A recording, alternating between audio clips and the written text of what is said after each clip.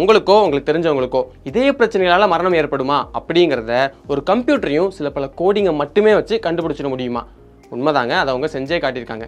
எப்படி அதை செஞ்சாங்க அப்படிங்கிறத இந்த வீடியோவில் நம்ம பார்க்க போகிறோம். மொத்தம் 299 பேர். அவங்களுடைய வயசு, இதுக்கு முன்னாடி அவங்களுக்கு நெஞ்சொலி இருந்துச்சா இல்லையா, கொலஸ்ட்ரால், பிபி இப்படின்னு அவங்க கிட்ட இருந்து 13 வகையான தகவல்களை வாங்கி அதை டேட்டா சயின்ஸ் அண்ட் மிஷின் லேர்னிங்கை பயன்படுத்தி அவங்களுக்கு இதய பிரச்சனைகளால் பின்னாடி மரணம் ஏற்படுமா படாதா அப்படிங்கிறத கண்டுபிடிச்சிருக்காங்க. கொலஸ்ட்ரால், பிபி இதோட டேட்டா இருந்துச்சுன்னா டாக்டரே இதை ஈஸியாக சொல்லிடுவார்ல, எதுக்கு இது கம்ப்யூட்டரு அப்படின்னு உங்களுக்கு சந்தேகம் வருதுல.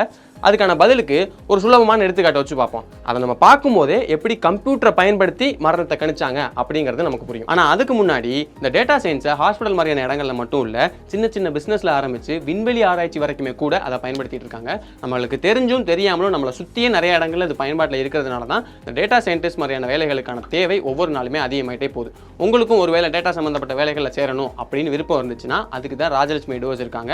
டேட்டா சயின்டிஸ்ட், டேட்டா அனலிஸ்ட்னு டேட்டா சம்மந்தப்பட்ட வேலைகளை செய்கிறதுக்கும் அதில் சேர்றதுக்கும் தேவையான ஸ்கில்ஸை நமக்கு சொல்லிக் கொடுத்து பெரிய பெரிய மல்டிநேஷனல் கம்பெனிஸில் நமக்கு வேலையும் வாங்கி கொடுத்துட்டு இருக்காங்க. அவங்ககிட்ட 800க்கும் அதிகமான ஸ்டூடெண்ட்ஸ் இந்தியாவிலையும் வெளிநாட்டிலையும் இன்ன வரைக்கும் ட்ரைனிங் எடுத்துட்டு இருக்காங்க. உங்களுக்கும் ஒரு வேலை அவங்ககிட்ட சேர்ந்து படிக்கணும் அப்படின்னு விருப்பம் இருந்துச்சுன்னா இப்போ ஸ்க்ரீனில் தெரியிற நம்பருக்கு கால் பண்ணி அவங்க கோர்ஸ் பற்றின டீட்டெயில்ஸை கேட்டு தெரிஞ்சுக்கிட்டு நீங்கள் போய் அவங்ககிட்ட சேர்ந்து படிச்சுக்கலாம். இப்போ ரோட்ல 70 கிலோமீட்டர் ஸ்பீட் லிமிட், அதாவது இதுக்கு மேலே போகக்கூடாது அப்படின்னு வச்சிருக்காங்க. அந்த ரோட்ல ஒருத்தர் 140 கிலோமீட்டர் வேகத்தில் போயிட்டு இருக்காரு. ஆனால் அவர் அந்த ரோட்ல போகும்போது எந்த தடங்களும் இல்லாதனால அவர் சுலபமாக ஒரு பக்கத்துலேருந்து இன்னொரு பக்கம் போயிட்டார். ஆனால் அதுவே அதே ரோட்ல 55 கிலோமீட்டர் ஸ்பீட்ல ஒருத்தர் போயிட்டு இருக்காரு. அப்படி போகும்போது குறுக்கால ஒரு நாய் வந்து வண்டி மேல மோதி அவருக்கு ஆக்சிடென்ட் ஆகிடுது. அப்போ என்னதான் ஸ்பீட் லிமிட் அப்படின்னு நாம ஒன்று வச்சிருந்தாலுமே அந்த லிமிட்டுக்கு அதிகமாக போன எல்லாருக்கும் கண்டிப்பா ஆக்சிடென்ட் ஆயிருக்கும் அப்படின்னு நம்மளால சொல்ல முடியாது. ஸ்பீட் லிமிட்டுக்கு கம்மியாக போன எல்லாருக்குமே ஆக்சிடென்ட் ஆகாமல் இருந்திருக்கும் அப்படின்னு நம்மளால சொல்ல முடியாது. இதே சிக்கல் தான் இதே கோளாறை முன்கூட்டியே கணிக்கிறதுலையும் இருக்கு. என்னன்னா, இப்போ இதுக்கு மேல கொலஸ்ட்ரால் லெவல் போகக்கூடாது அப்படின்னு டாக்டர்ஸ் ஒரு லிமிட் வச்சிருப்பாங்க. உதாரணத்துக்கு ஒரு 240 அப்படிங்கிற ஒரு நம்பர்னு வச்சுப்போம். இப்போ அந்த 240க்கு அதிகமாக கொலஸ்ட்ரால் இருக்கிற எல்லாருக்குமே கண்டிப்பா ஹார்ட் ஃபெயிலியர் ஆயிருக்குமா அப்படின்னு கேட்டால் அதை நம்ம உறுதியாக சொல்ல முடியாது. அதே மாதிரி 240 கம்மியாக இருக்கிற எல்லாருக்குமே இதே நல்லா தான் இருக்கும், ஹார்ட் ஃபெயிலியரே ஆயிருக்காதா அப்படின்னு கேட்டால் அதையும் நம்மளால உறுதியாக சொல்லிட முடியாது. எப்படி ஸ்பீட் லிமிட் கம்மியாக இருந்தாலும் ஒரு நாய் குறுக்கால வந்து ஆக்சிடென்ட் ஏற்படுத்துச்சோ, அதே மாதிரி டாக்டர் சொல்லக்கூடிய கொலஸ்ட்ரால் லெவல் கம்மியாக இருந்தாலுமே கூட உடம்புல ஏற்படக்கூடிய வேற சில மாற்றங்களால கூட நமக்கு அந்த இதய கோளாறு ஏற்படுறதுக்கு வாய்ப்பு இருக்கு. கரெக்டா? அப்போ இந்த ஸ்பீட் லிமிட், கொலஸ்ட்ரால் லிமிட்லாம் வேஸ்ட்டுங்கிறியா அப்படின்னு குதர்க்கமெல்லாம் கேட்காதீங்க. இப்போ ரோடோ இல்லை உடம்போ இது வரைக்கும் மெயின்டைன் பண்ணிக்கிங்க, இதை தாண்டி போகாதீங்க அப்படின்னு ஒரு லிமிட் செட் பண்ணுறது எல்லாமே அதுக்கு முன்னாடி நடந்த கேசஸ், அதுலேருந்து கிடைச்ச டெஸ்ட் ரிசல்ட்ஸ், மெடிக்கல் எக்ஸ்பர்ட் என்ன சொல்றாங்க, ஸ்டாண்டர்ட்ஸ் என்ன சொல்லுது, கோட்ஸ் என்ன சொல்லுது, இப்படி நிறைய விஷயங்களை அனலைஸ் பண்ணி ஒரு முன்னெச்சரிக்கையாக அதை நம்ம கொடுத்துருக்காங்க. அதை கண்டிப்பாக ஃபாலோ பண்ண வேண்டியது 100% அவசியமான ஒன்று, அதில் மாற்று கருத்தே இல்லை. ஆனால் அந்த லிமிட்டை வச்சு ஒருத்தருக்கு இதய கோளாறு ஏற்பட்டு அதனால மரணம் ஏற்படுமா அப்படிங்கிற கேள்விக்கு அதுக்கான வாய்ப்பு இருக்கா வாய்ப்பு இல்லையா அப்படின்னு தான் நம்ம பதில் சொல்ல முடியுமே தவிர கண்டிப்பாக ஏற்படும் ஏற்படாது அப்படின்னு நம்மளால சொல்ல முடியாது. அதை உறுதிப்படுத்தி சொல்றதுக்கான வேலையை தான் மிஷின் லேர்னிங் அண்ட் டேட்டா சயின்ஸை பயன்படுத்தி நிறைய பேர் முயற்சி பண்ணிட்டு இருக்காங்க. அதில் கடந்த 20 வருஷமா மெடிக்கல் சம்பந்தப்பட்ட ஜேர்னல்ஸ் ரிலீஸ் பண்ணிக்கூடிய BMC நேச்சர்ல ரிலீஸ் ஆயிருக்கிற ஒரு ரிசர்ச்ல என்ன பண்ணியிருக்காங்க அப்படிங்கிறத நம்ம இப்போ பார்க்க போறோம். அவங்க டேட்டாவை சேகரிச்ச அந்த 299 பேர்ல இவங்க எல்லாருக்குமே லெஃப்ட் வென்ட்ரிகுலர் சிஸ்டாலிக் டிஸ்ஃபங்க்ஷன் அப்படிங்கிற ஹார்ட் ஃபெயிலியர் இருக்கு.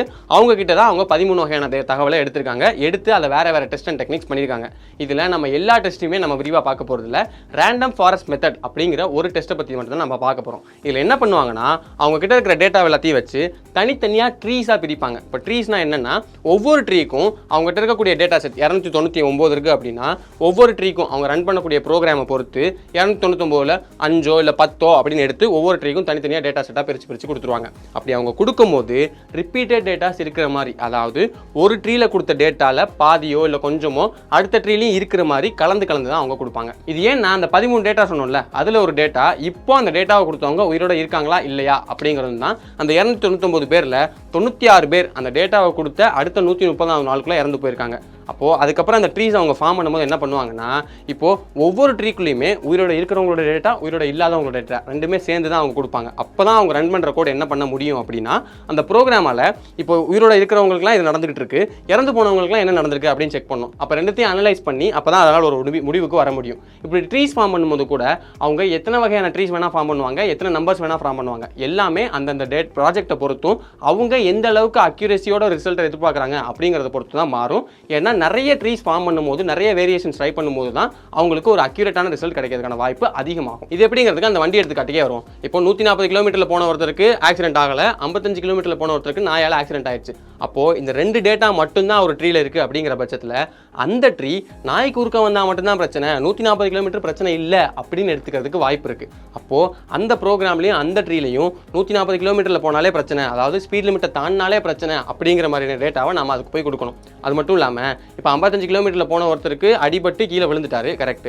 ஆனால் அவர் விழுந்த இடத்துல வெறும் ஆத்து மண் தான் இருக்குது அப்படிங்கிற பட்சத்தில் அவருக்கான பாதிப்பு ரொம்ப கம்மியாகும். ஆனால் அதுவே அந்த இடத்துல ஒரு செங்கல்லோ இல்லை ஜல்லிக்கல்லோ இல்லைனா கம்பியாக பெருசாக நீட்டி இருக்குது அப்படிங்கிற பட்சத்தில் அவருக்கான பாதிப்புகள் ரொம்ப அதிகமாக வாய்ப்பு இருக்குது. அப்போது ஆக்சிடென்ட்டுங்கிற ஒரே ஒரு விஷயம் தான், ஆனால் அது நடக்கிறதுக்கான காரணங்கள் வேற வேறையாகவும் அப்படி நடந்த பிறகு ஏற்படக்கூடிய பாதிப்புகளுடைய அளவும் வேற மாதிரியும் இருக்குது. அப்போது இந்த நிறைய வேரியேஷன்ஸ் இருக்கக்கூடிய எல்லா விஷயத்தையுமே அதை கொண்டு போய் கொடுத்து அதை நிறைய ட்ரீஸாக உருவாக்கி அந்த இதையே வேறு வேறு வேரியேஷன்ஸ் கொடுத்தா மட்டும்தான் அந்த ப்ரோக்ராமாலையும் அந்த ட்ரீஸாலையும் ஒரு அக்யூரேட்டான ரிசல்ட்டை நமக்கு கொடுக்க முடியும். இது அப்படியே அந்த இதே கோளாறுக்கும் அப்ளை பண்ணி பாருங்கள். இப்போது ஒருத்தருக்கு கொலஸ்ட்ரால் லெவல் இருக்கக்கூடாதுன்னு சொல்கிற அளவை விட அதிகமாக இருக்குது, ஆனால் அவரும் உயிரோட தான் இருக்கார்.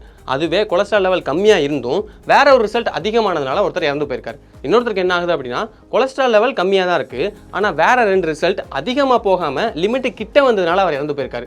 இன்னும் உயிரோடு இருக்கிறவங்களுக்கு வேற மாதிரி ரிசல்ட்ஸ்லாம் இருக்கும். அப்போது இவ்வளோ வேரியேஷன்ஸ் அதில் இருக்கிறதுனால நம்ம உருவாக்குற ட்ரீலையுமே இந்த மாதிரி நிறைய வேரியேஷன்ஸை மாற்றி கொடுத்தா தான் அது ஒரு அக்யூரேட்டான ரிசல்ட்டை நமக்கு கொடுக்கும்.